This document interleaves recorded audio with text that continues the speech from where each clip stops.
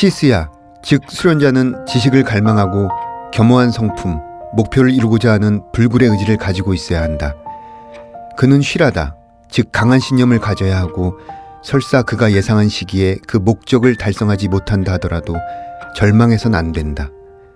수없이 많은 과거 전생의 경험과 생각과 행동에 축적된 찌꺼기로 물든 헐떡거리는 마음을 평정하기 위해서는 상당한 인내를 필요로 한다. 단순히 구루의 말을 경청하는 것만으로 시스야가 그 가르침에 몰두할 수는 없다. 진실한 시스야는 구루로부터 그가 근원적 자아로 돌아갈 때 자기 자신을 지킬 수 있는 정신적 능력을 배운다. BKS 아엥가의 요가 디피카 제1부 중에서 읽어드렸습니다. 요가 지도자를 구루라고 부르는데요. 구는 어둠물, 루는 밝음을 뜻합니다. 수련자인 시스야를 어둠에서 밝음으로 이끄는 자가 바로 구루이지요. 그런데 진정한 요가를 하기 위해서는 수련자의 덕목이 필요합니다. 지식, 겸허, 의지, 상당한 인내를 갖춰야 합니다. 세계적인 요가 구루 아엥가는 말합니다. 진실한 시스야가 결국 배워야 할 것은 어려운 동작이나 자세가 아니라 자기 자신을 지킬 수 있는 정신적 능력이라고.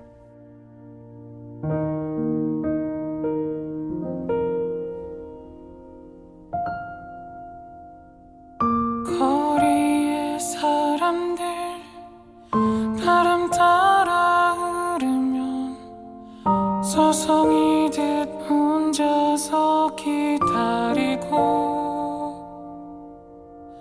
날 부르는 기억에 흔들리는 땅콩이 사람들 사라졌네. 난 속을 퍼져서 울 것 같아서 한참 눈 감고 잊혀져가는 모든 것 당연한 건가요?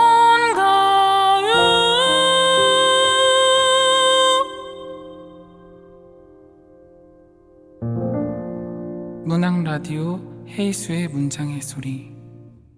안녕하세요. 저는 진행을 맡은 헤이수입니다. 오늘 문장의 소리 작가의 방에는 최서진 시인님을 모셨습니다. 네, 어서 오십시오. 안녕하세요. 시 쓰는 최서진입니다. 저는 사계절을 다 타는데요. 사실 봄을 가장 많이 타는데 네. 오늘 문장의 소리에 와서 너무 기쁘고 봄 타는 것도 행복하다는 생각이 듭니다. 네, 감사합니다. 최서진 시인님에 대해서 짧게 소개해드리면요. 2004년 심상을 통해 데뷔하셨고요. 시집으로는 아몬드 나무는 아몬드가 되고가 있습니다. 2016년에 발간되었죠. 그리고 이번에 시집 우리만 모르게 새가 태어난다를 출간하셨습니다. 시집 나오고 바쁘셨을 것 같은데 요즘 어떻게 지내고 계시나요? 바빠야 되는데요. 첫 시집에는 굉장히 바쁘게 시집을 들고 걸어 다녔어요. 근데 두 번째 시집은 꼭 안아주고만 있어요. 왜냐하면 이제 꼭 안아주고 혼잣말로 시집 네가 밖으로 나가서 날개를 달았으면 좋겠다. 이렇게 등 떠밀고 있어요. 시집 네가 새가 되어 날아갔으면 좋겠다. 네. 그 첫 번째 시집과 이번 두 번째 시집을 보면 나무와 꽃의 이미지에 관한 묘사가 많이 보이는데요. 요즘 봄을 어떻게 보내고 계세요? 봄꽃을 좀 많이 보셨어요? 근데 봄은 꽃보다 잎 연두 같은 느낌이 들어요. 그래서 네. 이제 꽃이 먼저 나오고 그다음에 잎을 위한 꽃인가 이래서 처음에 그 꽃보다 지금 이제 나오는 연두 잎이 좀 제 마음을 사로잡는 측면이 있어요. 산책을 좀 자주 하십니까? 네. 저는 개인적으로 아몬드 나무는 아몬드가 되고 해서 그 인상 깊었던 시가 많았거든요. 그래서 이번 시집도 첫 번째 시집만큼이나 굉장히 의미심장하게 다가오는데 이번 시집은 어떤 것들을 중점적으로 생각하시면서 묶으셨는지요? 선생님이 꼭 시평론가 같습니다. 사실 첫 번째 시집하고 조금 달라요. 첫 번째 시집은 충돌이 많았어요. 제 마음에 막 욕심이 많아서 문장을 걸러내지 않고 막 썼다면 이번 시집은 이제 해변에서 바다까지 또 바다에서도 바다까지 깊이가 있듯이 제가 사유의 계단을 만들어서 더 깊이 이렇게 내면 속으로 들어가는 그런 느낌을 가지고 이제 사유들을 모았어요. 네. 그렇다면은 그 어떤 첫 번째 시집과 변별되는 창작 방식 이런 걸 여쭤봐도 될까요? 첫 번째 시집에서 제가 이제 어떤 방 안에 막 좋은 보석들을 다 갖다 놨어요. 그랬더니 좋은 점도 있고 뭔가 있기는 같은데 복잡하고 이랬어요. 그런데 두 번째 시집은 막 가위를 가지고 잘라냈어요. 그랬더니 정리는 되는데 또 제 어떤 면이 조금 부족한 점도 있는데 우선은 어둠 주변을 서성거리고 또 그 내부로 들어가서 제가 거기를 직시하면서 그렸다고 저는 생각하고 있어요. 네.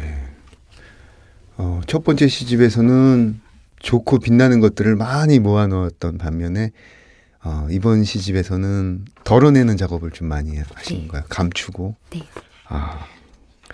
역시.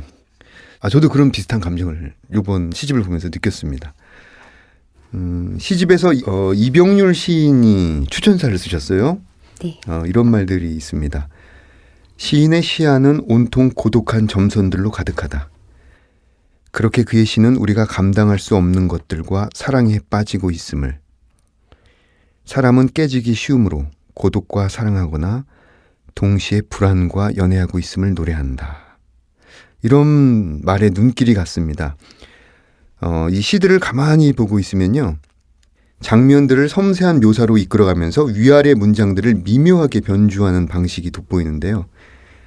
쓰시는 분으로서는 어떤 이런 기법을 의식하시나요? 아니면 의식하지 않아도 자연스럽게 나오는 건가요? 근데 제가 굉장히 단순한 일을 되게 좋아해요. 네.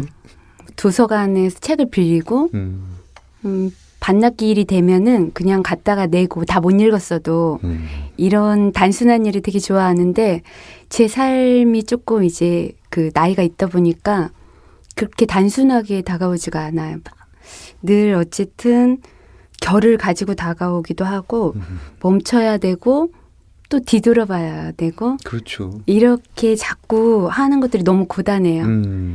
그래서 이제 그것들을 그 고단함을 쓰다 보니까 그것들이 시에서 변주가 되고 선생님 말씀하신 대로 그런 문장들이 만들어지게 돼요. 그러니까 이렇게 쭉 직진하지 못하고 머뭇거리고 위에 거를 자꾸 또 되돌아보고 하다 보니까 그게 자연스럽게 변주가 되는 것 같아요. 자연스럽게. 특별히 의식하지 않아도 생활의 방식이라든지 어떤 성격에 의해서 자연스럽게 이루어지는 방식이거든요. 밤새도록 호밀밭의 일부를 보면요. 어떤 기억은 칼로 새겨진다. 가벼운 입 그리고 커다란 귀를 단 사람들. 밀밭에 돌을 던진다. 높은 구두를 신고 누군가에게 돌을 던지며 회전목마가 도착하는 곳은 어디일까? 인간의 방향으로 봄과 여름과 가을과 겨울이 지난다. 파랗게 또는 빨갛게 나무에 올라 구름 위에 귀와 입을 걸어놓는다. 어떤 이런 부분이 있어요. 이 제목이 밤새도록 호밀밭 이어서 그런지 이 시의 첫 행이 파수꾼이 사라진 호밀밭에서 절벽으로 사라진다로 시작되는데요. 제롬 데이비 셀린저의 호밀밭의 파수꾼이 저는 연상됐거든요. 어떻게 이 책에 대한 일종의 오마주라고 할 수도 있나요? 책은 읽었고 그 책의 문의가 저한테 남아 있었어요. 그렇죠. 그런데 이제 제가 살아가면서 우리 인간은 사실은 모두 죽음을 맞이하게 되는 어떤 생자 필멸의 그 자세가 있잖아요. 그런데 그렇죠. 아마 인간이 불멸을 산다면 아마 여기에 우리가 이렇게 앉아있지도 않을 것 같아요. 그래서 죽어가는 것들에게 이제 시선이 가고 그런 어떤 인간에게도 시선이 가는데 이 시를 쓸 때는 제가 조금 힘이 들었던 것 같아요. 누군가가 나를 지켜줬으면 좋겠는데 사실은 파수꾼이 사라진 어떤 그런 지점에 제가 있었던 것 같아요. 그래서 그런 과정 속에서 그 삶과 죽음 또 지금 말씀하시는 어떤 그런 소설을 다시 한번 떠올려 보게 됐어요. 이 인간의 실존의 이유에 대한 끝없는 의문이라고 해석이 가능한가요? 네, 맞습니다. 어쨌든 네. 시를 통해서 끊임없는 질문이 실존의 자각이라고 만약에 이제 말할 수 있다면 네. 이런 어떤 삶의 험준하고 높은 산이라는 이런 삶을 조금 불평 없이 올라가고 싶은 마음, 그다음에 그러면서도 불편한 관계들과 이렇게 사이좋게 지내고 싶어요. 네. 지금 최서진 시인의 두 번째 시집 우리만 모르게 새가 태어난다에서 저희가 몇몇 편을 골라서 한번 이야기를 나눠보는 중입니다. 제가 또 인상적으로 읽은 시는 유리문에 머리를 부딪힌 새를 보았다. 굉장히 긴 제목이잖아요. 네. 네, 이 시에서 보면 창에 번지던 새의 피, 크림이 묻은 입주위를 닦다가 사랑을 깨달았다. 골목은 빵집들로 넘쳐났다. 사랑을 잃고 빵집에 가는 새들도 늘어났다. 네가 전화를 걸어 불안해라고 말했을 적에 나의 전화기는 창밖에 있었다. 이런 부분들이 보이는데요. 이 시들의 전반적인 분위기에서 느껴지는 감정들이 보면 어떤 소통 불가능으로서의 불안, 어떤 미완성, 미확인되는 마음 이런 분위기를 자주 접할 수 있었어요. 맞게 읽었나요? 네, 선생님은 소설가이시면서 네. 시를 정확하게 제 의미들을 짚어내 주시는 면이 있어요. 애정이라고. 어쨌든 저는 좀 관계적인 것들이 조금 어려워요. 왜냐하면 어쨌든 희미하지만 제 목소리가 분명히 있는데 그것을 이렇게 빠르게 혹은 이것을 그 순간에 빨리빨리 이렇게 나오기가 쉽지가 않은 출구를 가지고 있어요. 그래서 이제 그런 것들이 불안하고 또 그런 매운맛 나는 동행이 늘 제 곁에 있어요. 제 삶 속에. 네. 그런데 그것이 가치로 혹은 별로 혹은 새로 이렇게 빛나길 바라고 있습니다. 본인 시집에서 키워드를 꼽자면 어떤 것들을 말씀하실 수 있으세요? 제 평론가분들이 이제 읽어주시고 제 시집의 뒤에도 김영범 평론가님께서 아주 잘 읽어내 주셨는데 어둠, 죽음, 네. 그다음 새 이런 것들이 있어요. 어둠과 죽음과 새. 네. 그 키워드에 대해서 조금씩 한두 마디씩 좀 설명을 부탁드려도 될까요? 어쨌든 제가 좀 욕망이 있는 것 같아요. 그래서 어떤 제가 추구하는 가치들이 날개를 달고 날아가 주었으면 하는 어떤 날개적 욕망이 있고요. 그러면서도 어둠 쪽으로 제가 좀 많이 기울어요. 근데 그 어둠은 어둠이 진짜 막 그 어떤 비극적이고 이런 어둠이라기보다는 네. 어둠 속에서도 가만히 있으면 이렇게 어둠 속에 들어있으면 어둠 속에서도 희미하게 자기 길들이 눈에 이제 보이거든요. 그런 것들이에요. 죽음은 어떻게? 죽음은 예. 죽음은 이제 제 가족 중에 저희 아버지한테 제가 굉장한 애정을 가지고 있었어요. 근데 아버지가 조금 제가 다 아버지에게 효도를 못했을 때 돌아가셨어요. 근데 죽음은 벽인 것 같아요. 그래서 그 이후에는 이제 보고 싶어도 꿈 같은 걸로 오는데 꿈속에서도 죽음 이후에 오는 것이 아니고 살았던 날들 속에 오더라고요. 네. 그래서 어떤 그런 거에 대한 미련 이런 것들이 가지고 있어요. 저는 개인적으로 김영범 평론가의 해설이라고 해야 되나요? 맨 뒤에 실린 이거를 읽기 시작했는데 페이지가 도중에 그만둘 수가 없었거든요. 개인적으로 이 본인 시에 대한 해설을 어떻게 생각하세요? 어쨌든 이런 자리에서 김영범 평론가님께 깊이 감사드려요. 왜냐하면 해설을 받아 읽고 어쩌면 제 시에 깊숙이 들어가셔서 저를 이해해 준다고 위로받은 느낌이 들었어요. 네. 그리고 위로받은 느낌 거기에 더해져서 제 위치, 제가 추구하는 어떤 것을 잘 읽어주셨어요. 깊이 있게 읽어주셨고 꿈보다 해몽이라고 네. 제시보다 좀 더 결을 만들어 주셨어요. 네. 저는 이번에 그 김영범 평론가의 해설을 보면서 어떤 느낌이 들었냐면 그 꽃 가지로 이렇게 굉장히 먼 길을 달려온 사람을 이렇게 툭툭 마사지해주는, 이렇게 두드려주는. 그러니까 단순히 시를 해석하는 게 아니라 진짜 깊은 위로를 건네주는 그런 느낌을 받았어요. 때리지는 마세요. 꽃으로도 때리지 말라고 하셨잖아요. 그렇죠. 근데 어쨌든 꽃으로 네. 빛을 준 건 맞아요, 선생님. 시를 보면요. 그 자작나무 숲에 놓여 있는 체스에서 이 말, 체스판 위에 놓여 있는 말이라든지 그것도 사람의 말, 랭귀지라든지 그다음에 사람으로부터의 풍등, 이 시를 보면은 어떤 등이 나오잖아요. 그죠? 램프. 그러면서 또 백에 해당되는 그 등이 나오는데 어떤 이런 펀을 이용해서 굉장히 시가 흥미로워지고 의미가 풍요로워지는 것 같아요.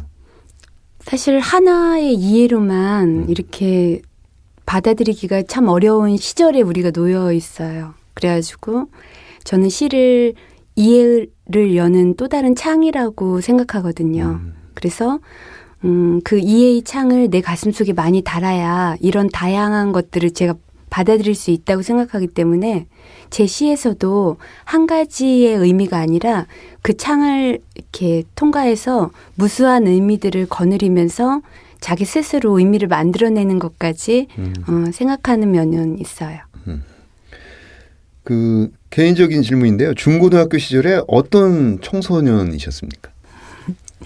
마지막에 나중에 소리를 가져오면 그런 느낌이 드는데 저는 사실 충남 보령의 아주 작은 리에서 태어났어요. 네. 그래서 저희 정서, 유년의 정서에는 이렇게 서울의 복잡하고 이런 정서가 아니라 굉장히 자연적인 정서가 있어요.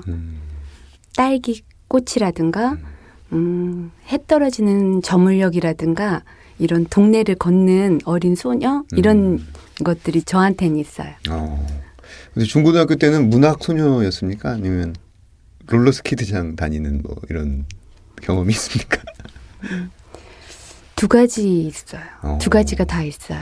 그렇군요. 문학을 사랑하기도 하지만 또 그 어떤 그런 감정을 어쩌지 못해가지고 그런 곳에 간 적도 있어요. 알겠습니다. 시집 제목이 우리만 모르게 새가 태어난다인데요. 뭐 다른 후보도 있었을 것 같아요. 시집 제목도 파란의 최상우 대표하고 원고 검토 중에 최종 선택된 건데요. 지금으로 와서는 최상우 선생님의 선택이 옳았다고 생각을 하는데 저는 꽃같이 뭐 그대의 아이스크림 같은 아이스크림의 오후 이렇게 하면서 녹는 어떤 문장이 어떠냐 막 이렇게 했었는데 지금 생각해 보면 우리만 모르게 새가 태어난다 좋아요. 아이스크림. 네. 이 시집에서 가장 좋아하는 시를 한 편 꼽자면 어떤 게 있습니까?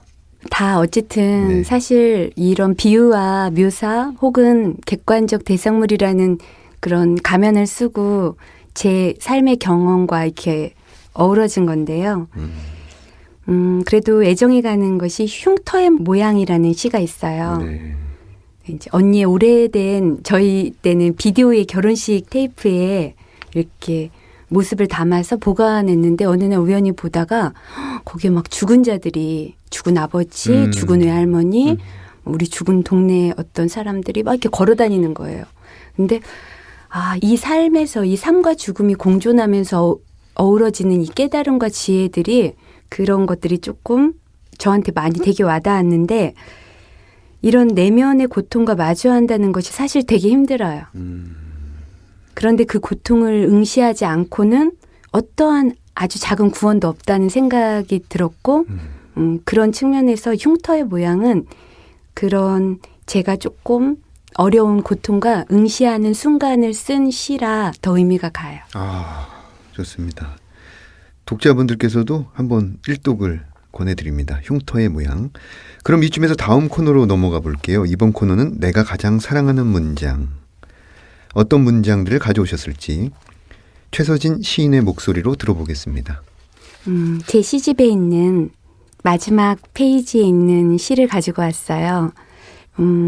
계획되어지고 또 의미를 만들어내고 이런 것도 되게 중요한데 이쯤까지 와보니까 때로는 이것들이 그냥 그대로 두어도 그것들이 만들어내는 것들이 있어서 그런 의미를 담아보았습니다. 네.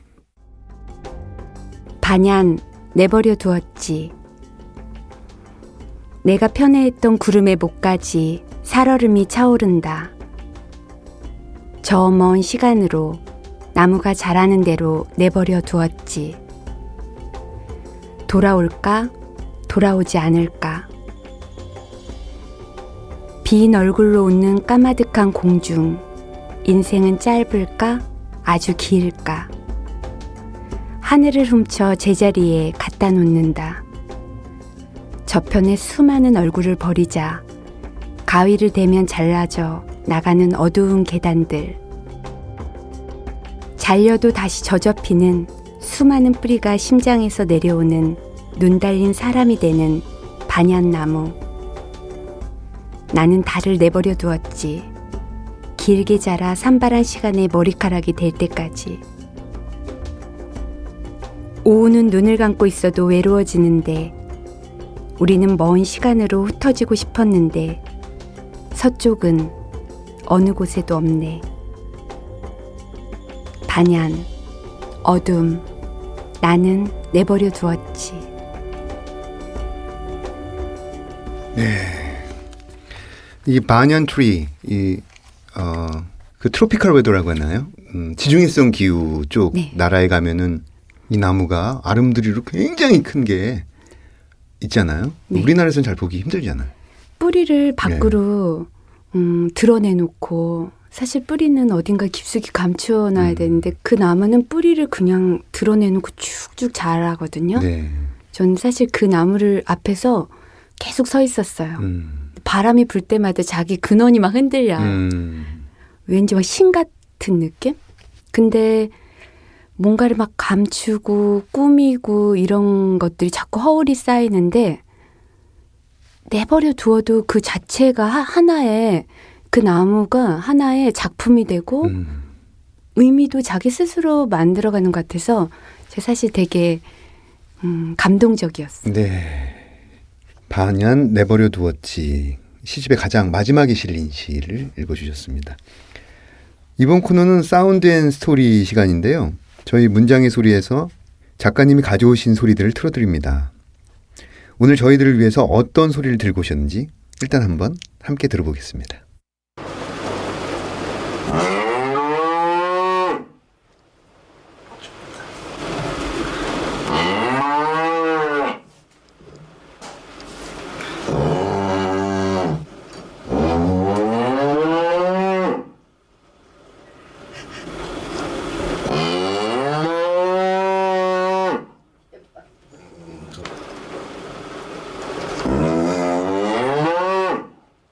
아, 이게 마치 무슨 짐승의 울음소리 같기도 하고 혹은 이렇게 테이블을 바닥에 놓고 당겼을 때 약간 나는 소리 같기도 하고 오래된 그 장롱 경첩이 찌그러진 그게 또 열리는 소리 같기도 한데 어떤 소리인가요?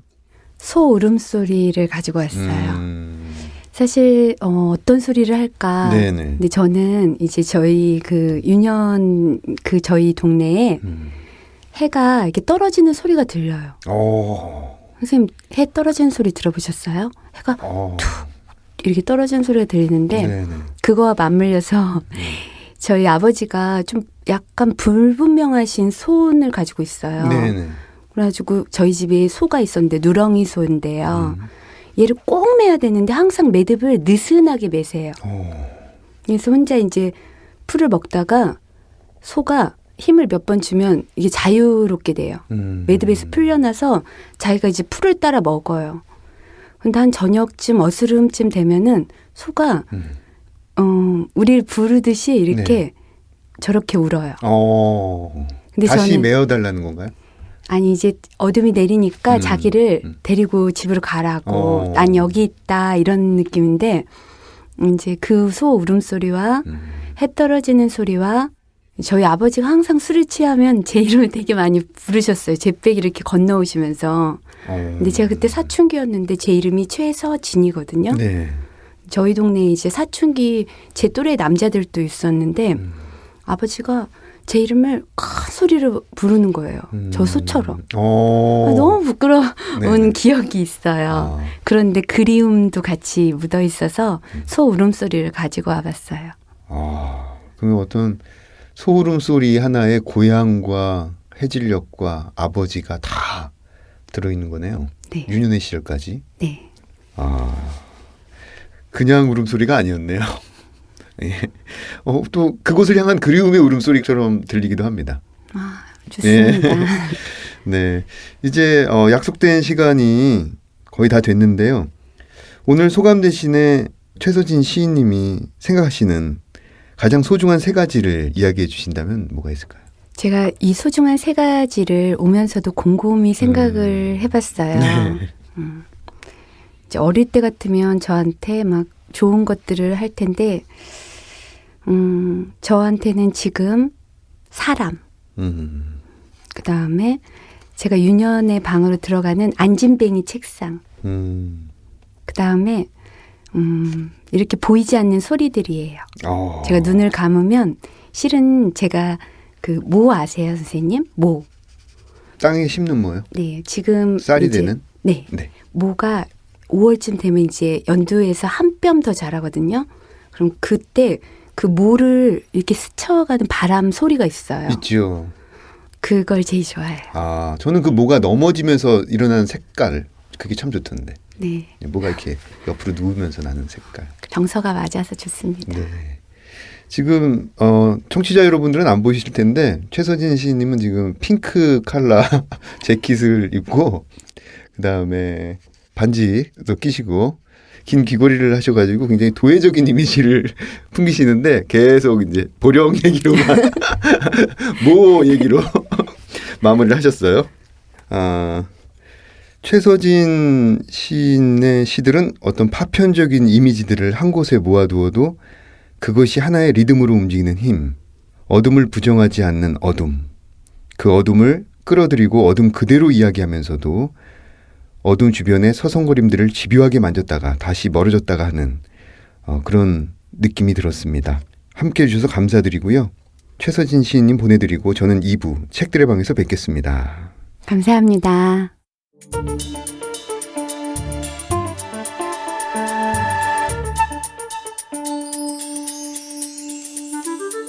문장의 소리 2부 책들의 방 2부 코너에서는 책과 관련된 다양한 직업군을 초청해서 다양한 이야기를 나눠보고 있습니다.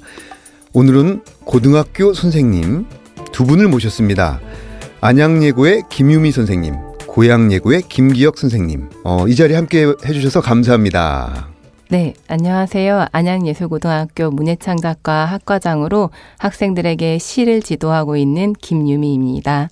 네, 안녕하세요. 저는 고양예술고등학교 문예창작과 학과장으로 있고요. 아이들과 국어, 문학, 그다음에 문학이론, 고전문학 감상 등을 함께 수업하고 있는 김기혁이라고 합니다. 반갑습니다. 네, 반갑습니다.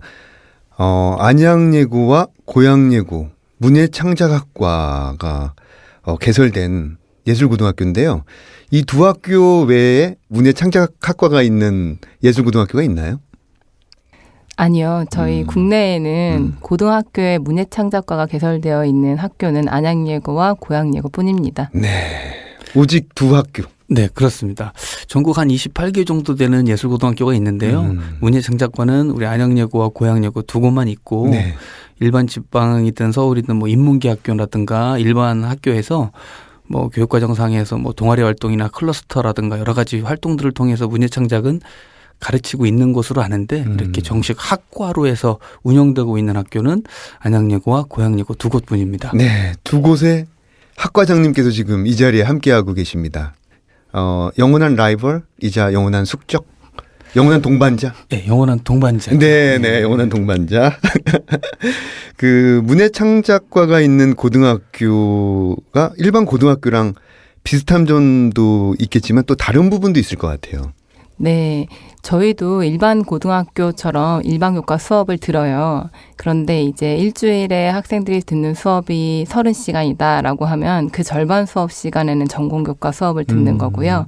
네, 나머지 시간에는 이제 일반 교과 수업을 듣고 있습니다. 절반 정도. 네.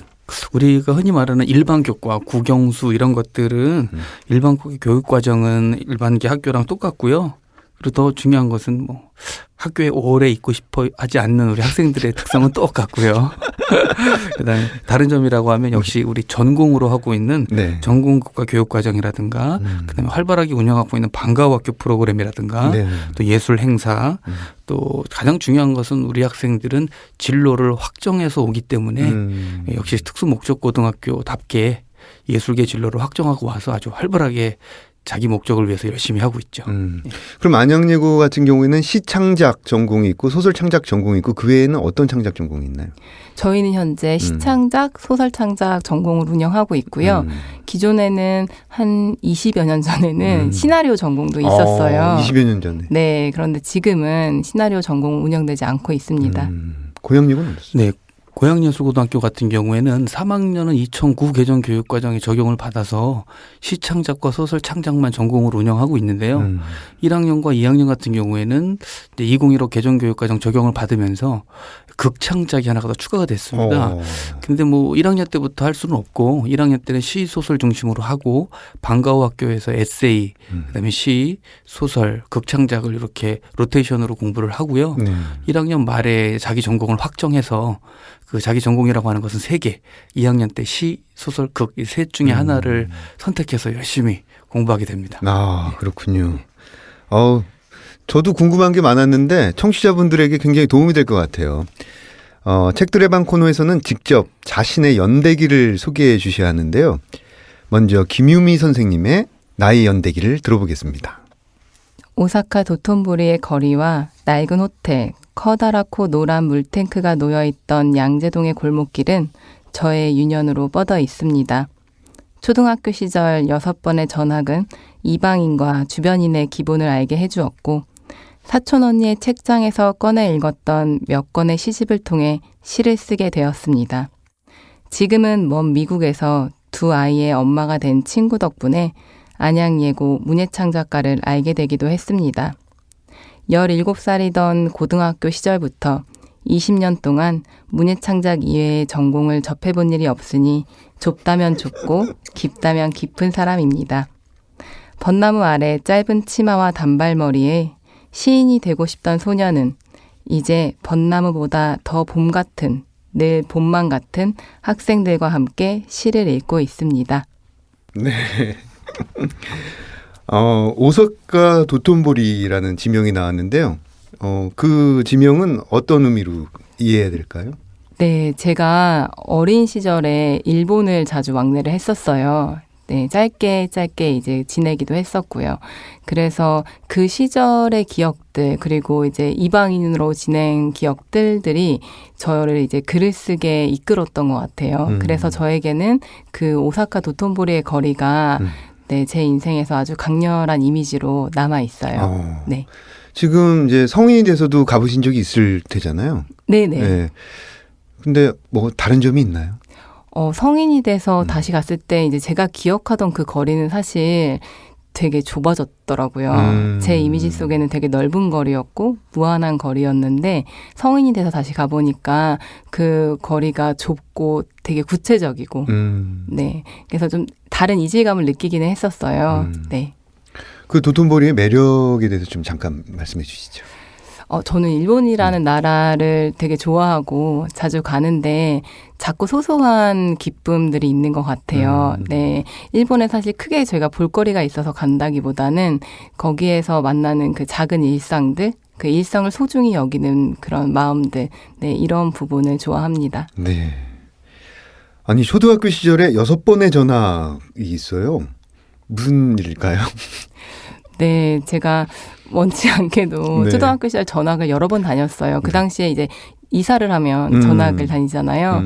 그래서 전학을 다닌 어떤 과정들에서 사람들과 만나고 이제 친화력 같은 것도 생겼던 것 같아요. 근데 그 과정도 저 스스로 이제 내면의 어떤 세계를 형성하고 네, 그래서 글을 쓰도록 이끌었던 것 같습니다. 그 전학을 많이 다니다 보면 어떤 본인도 모르는 노하우 같은 게 생기지 않아요? 그렇죠. 그 뭐가 있을까요? 예를 들면 우선 한 친구랑 친해지는 거예요. 일단 한 친구를 네. 찍는다. 네, 한 명의 친구만 있으면은 네, 얼마든지 학교 생활을 잘 해나갈 수 있었던 것 같아요.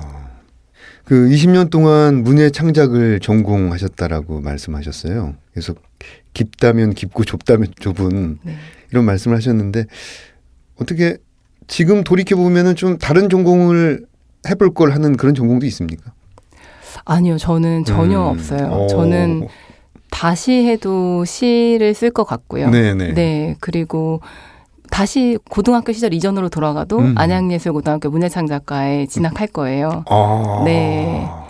저희 동문들도 다 비슷한 이야기들을 해요. 다시 와도 우리는 안양예고에 오겠다 이런 이야기들을 하거든요. 네. 갑자기 소름이. 그때 고향예고 또 있었다면 한번 고향예고도 생각해 주시기를. 네네. 그때는 안양예고만 있었으니까. 예. 그 김유민 선생님은 안양예고 문창과에서 공부를 하시고 또 성인이 돼서 다시 모교의 선생님이 된 네네. 경우죠. 굉장히 행복한 케이스네요. 네, 제가 보니까 이제 이상적인 삶이랑 일상적인 삶이 그 공유가 이렇게 서로 안 되는 사람들이 많더라고요. 이상과 일상이. 네, 근데 저는 사실 글을 읽는 것도 쓰는 것도 너무 좋아하는데 글을 읽고 쓰는 일을 업으로 삼고 있어서 네, 정말 행복합니다. 네, 좋습니다. 그럼 이번에는 김기영님의 나의 연대기 들어보겠습니다. 학교에서 아이들과 함께 지내온 것이 올해로 19년째가 되었습니다. 잠시 숨을 고르고 돌아보니 벌써 20년 가까이 학교에서 지내오고 있습니다. 세상사에 미혹되지 않고 신념을 지키면서 굳건히 살아가야 하는데도 여전히 세상사에 미혹되면서 학교에서 학생들과 부대끼며 갈등하고 사랑하고 있는지라 부끄러움만 가득합니다. 중학생이 되고 나서 선생님이 되고자 마음을 먹고 오로지 그 길만을 생각하면서 지냈고 고등학교를 졸업할 때까지 교과서가 보여주는 세상만을 보고 익히면서 대입 전형으로 처음 실시되는 수학능력시험에 무청이나 당황도 하고 힘들게 사범대학에 진학하였습니다. 중학교에서 2년, 인문계 고등학교에서 3년, 그리고 지금의 고양예술고등학교에서 14년 차를 지내오고 있습니다. 저의 국어교사로서의 삶은 지금의 고양예술고등학교에서 여전히 진화하고 있습니다. 문예창작과 1기 학생들부터 시작하여 현재 14기 학생들에 이르기까지 학생들의 문학적 열정이 저를 더욱 더 긴장하게 하고 그리고 성장시키고 있습니다. 오로지 문학만을 바라보는 문청들의 순수와 열정 속에서 저는 늘 반성하고 또 힘을 내며 살고 있으며 감사하는 마음으로 살고 있습니다. 네, 우리 김기혁 선생님 청취자분들은 지금 잘 안 보이실 텐데요. 이 붉은 얼굴에 베토벤 머리를 하고 계십니다. 그래서 음악 선생님이라는 오해를 자주 받으실 것 같아요. 네, 좀 그런 편입니다. 중학생도 가르치시고 고등학생도 가르치신 경험이 있잖아요. 네. 그 중고등학생의 차이점은 뭘까요? 어마어마한 차이가 있습니다. 네. 지금도 뭐 여러 가지 지금도 그렇고 예전에도 그랬지만 중학생과 이 고등학생들의 어떤 그 간극이라고 하는 도저히 좁혀지지 않는 그런 것들이 연결이 되지 않는 그 무언가가 있습니다. 중학생들의 세계는 너무나 정말 예측 불허 이제 이런 것도 있고요. 고등학생들은 확실히 중학교에서 많이 건너뛰어서 그런지 사실은 중학교 3학년, 고등학교 1학년 1년 차이밖에 안 되는데도 그 사이의 간극이 어마어마하게 크게 느껴집니다. 아이들도 상당히 성숙하고 내 쪽으로도 강화돼 있고 또 자기 표현도 할 줄 알지만 이제 그만큼 크다 보니까 세상을 보는 눈도 커지다 보니까 고민들도 많고 또 여러 가지 선생님 입장으로 보기에는 중학교 아이들은 천진난만하고 또 철없어 보이기도 하지만 고등학생은 일종의 동지애를 느낄 정도로 세상 사는데 그 힘듦을 느끼는 모습들이 안쓰럽습니다. 예. 김기혁 선생님은 그 본인이 중학교 때 중학생 때 선생님이 되겠다는 목표를 설정하셨잖아요. 네. 그 계기가 있을까요?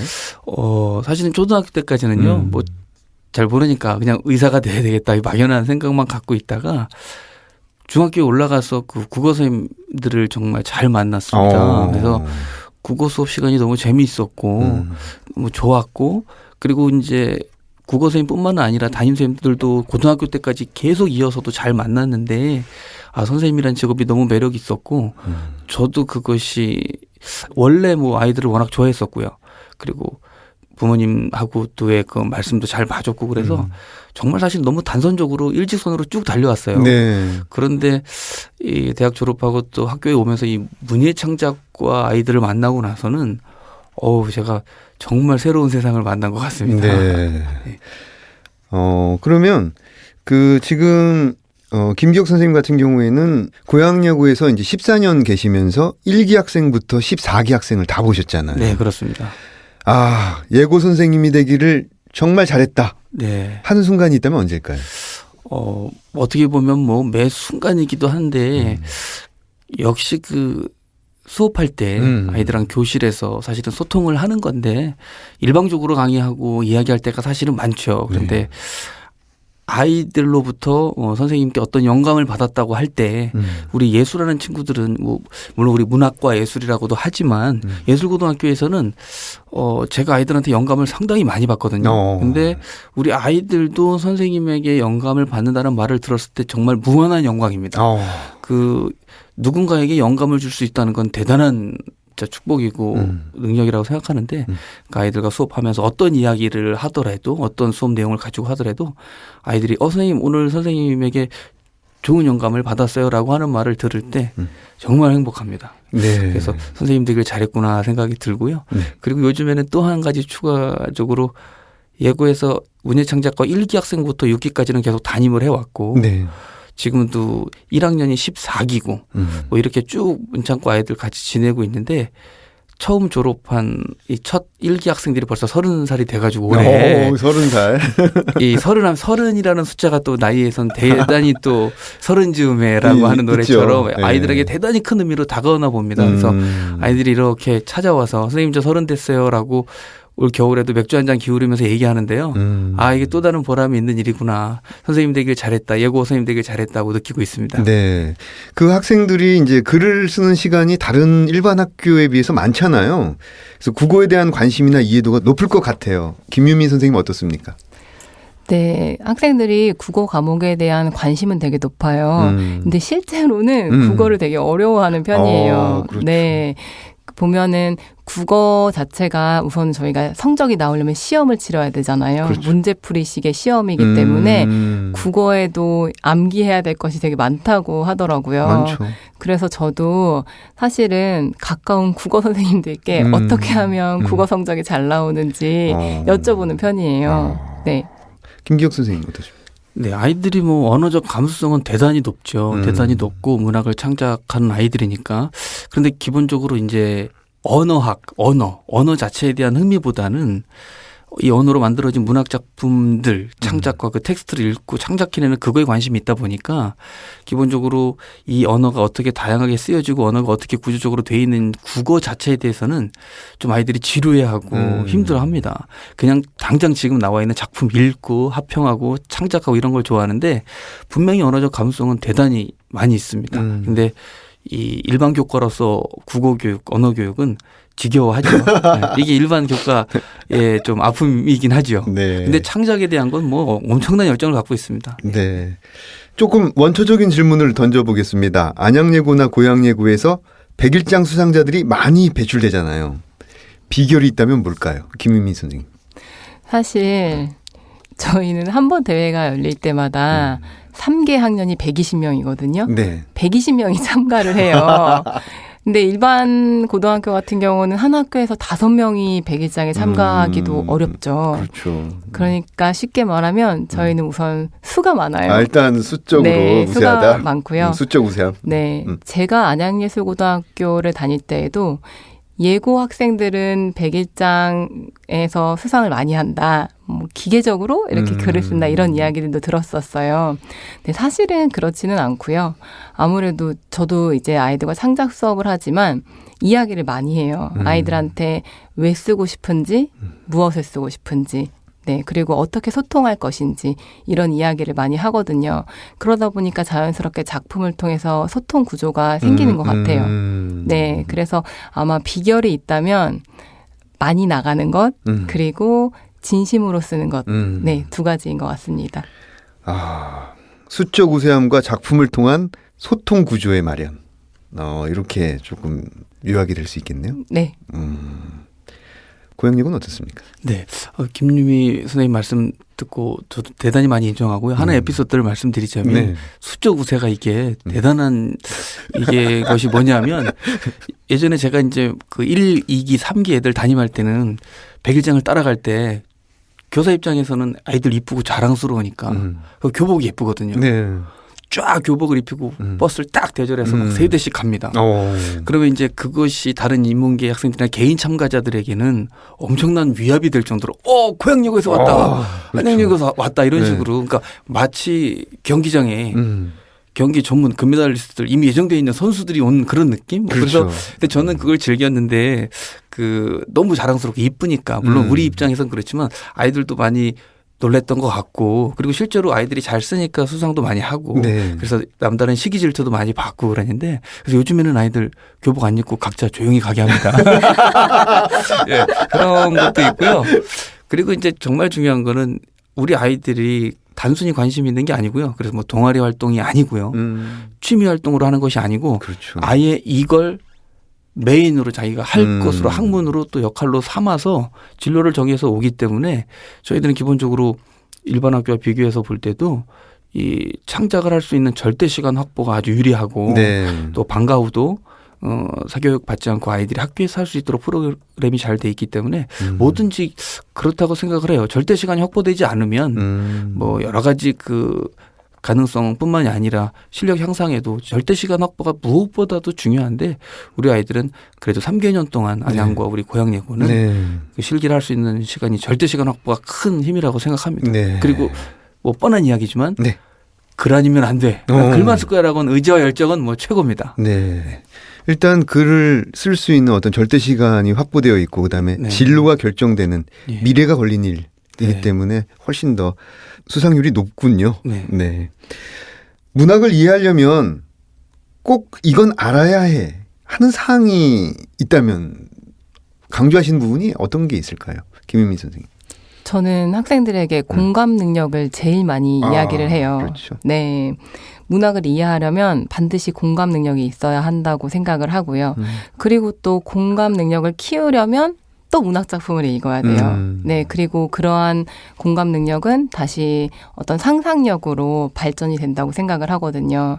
그래서 타인을 이해하는 것, 네, 자기가 아닌 다른 존재들에 대해서 생각할 수 있는 능력, 그게 문학을 이해하는데 가장 기반이 되는 능력이라고 생각합니다. 김경 선생님.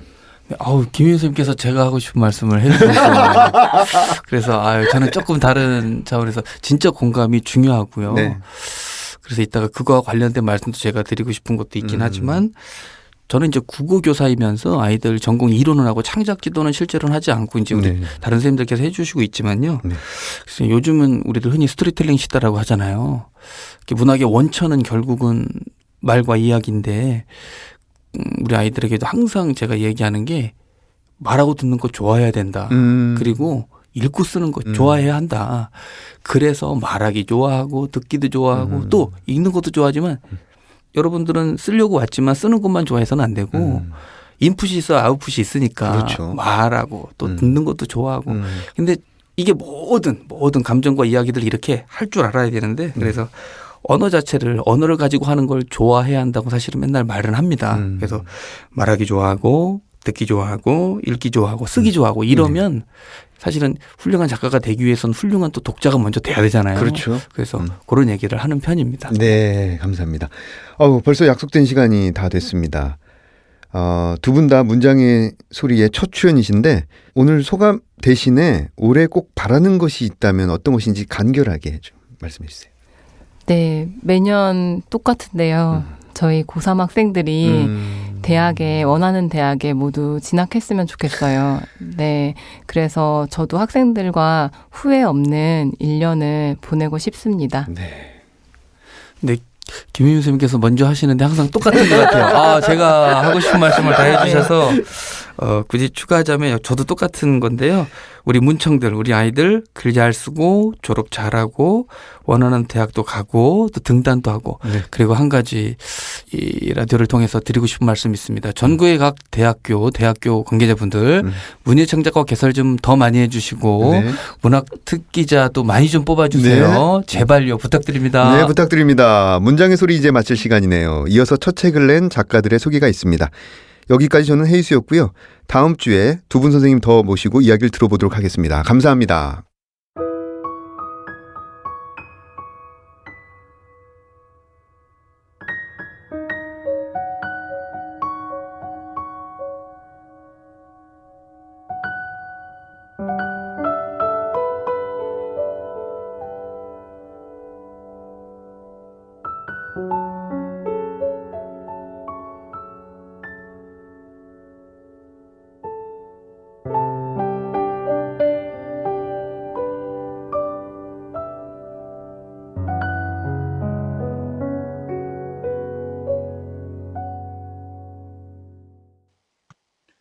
안녕하세요. 문장의 소리 정현일 시인입니다.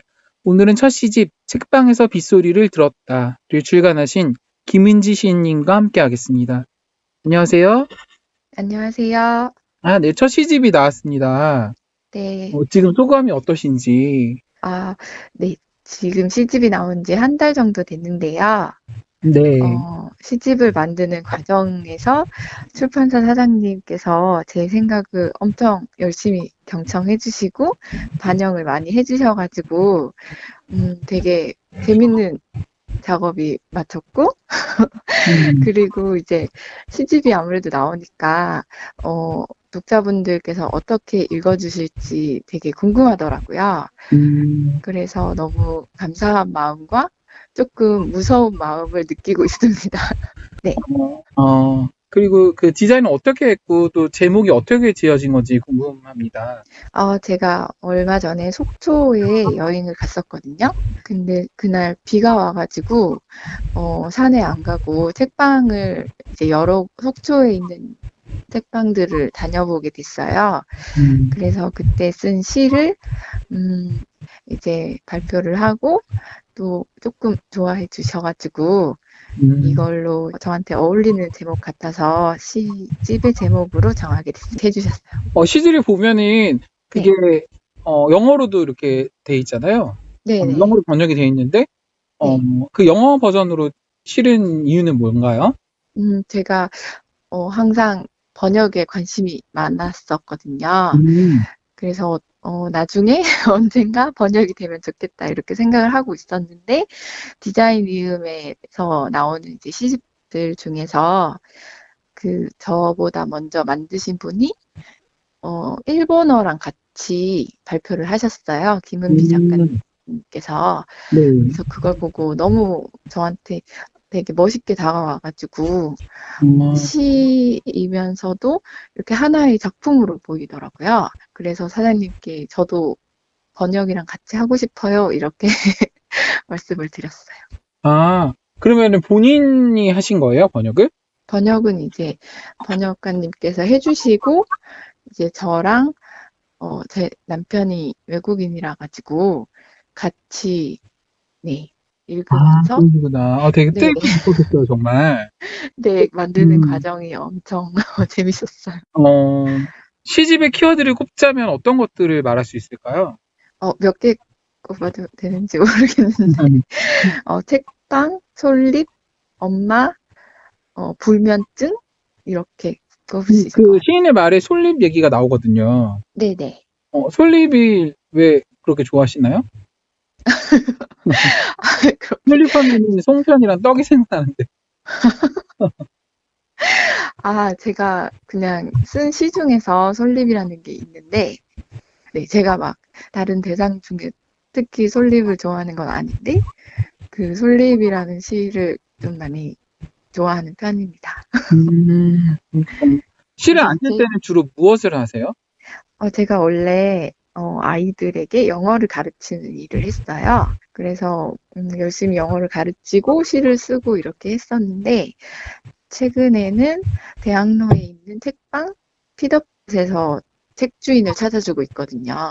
그리고 뭐 시모임 같은 워크샵 같은 걸 진행하고 하면서 시간을 보내고 있습니다. 시집에서 가장 쓰기 힘들었던 작품이 있었나요? 제가 다 쓰기 힘들었는데요. 그냥 쓰기 힘들었던 것보다 번역을 하는 과정에서 조금 힘들었던 게 생각나는데 그걸 말씀드려도 될까요? 네네. 네, 혼자 여행하기의 어려움이라는 시가 있는데 거기에서 누군가가 막 누군가를 막 너무라는 문장이 있어요. 근데 이제 동사를 생략하고 끝을 맺어버린 문장인데 이걸 도대체 어떻게 번역을 해야 될지 몰라가지고 하루 이상 걸린 것 같아요. 그걸 영어 문장으로 생각해내는 한국어의 특징 때문에. 지금 또 팟캐스트도 운영하고 계시죠? 네네. 팟캐스트 소개도 짧게 해주시겠어요? 네, 팟캐스트 제목은 새너힘인데요. 세상에 좋은 책이 너무나 많다. 그래서 힘들다. 이 줄임말이에요. 거기서 어떤 역할을 맡고 계세요? 거기서 이제 서보라 씨와 같이 진행을 하고 있습니다. 정말 이것저것 다 하시네요. 많은 인터뷰에 맡으시네요. 네, 이것저것 다 하고 있습니다. 본인에게 가장 소중하다고 생각하는 것 세 가지를 이야기하자면 어떤 게 있을까요? 저도 다른 분들이랑 다 같이 가족, 건강, 뭐 매일의 안녕 이런 것들이 생각이 났는데 그러면은 저 자신을 나타낼 수 있는 게 없잖아요. 그래서 그것을 위주로 말씀을 드리면 저한테 가장 중요한 것은 저의 컴퓨터 속에 들어있는 제가 쓴 글들 그게 없어진다면은 너무 당황스러울 것 같아요.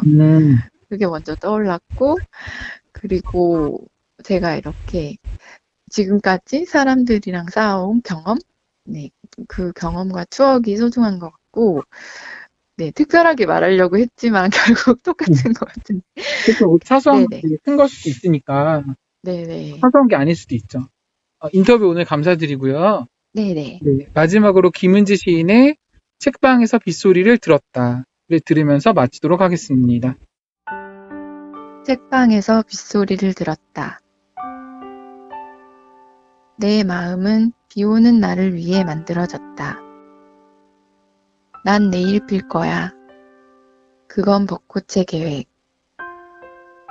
그러나 가지마다 다랑다랑 밑방울꽃 피는 것을 몰랐다. 이렇게 예쁜데 왜 비 오는 날마다 보러 나오지 않은 거지? 나는 너무 내 마음을 몰랐다. 비가 와서 산에 안 가고 서점에 갔다. 그래서 비가 온 것이 그렇게 좋았다. 지붕을 내려다본다. 지붕은 비 오는 날을 위해 뾰족한 모양을 하고 있다. 내 마음은 비 오는 날을 위해 만들어졌다.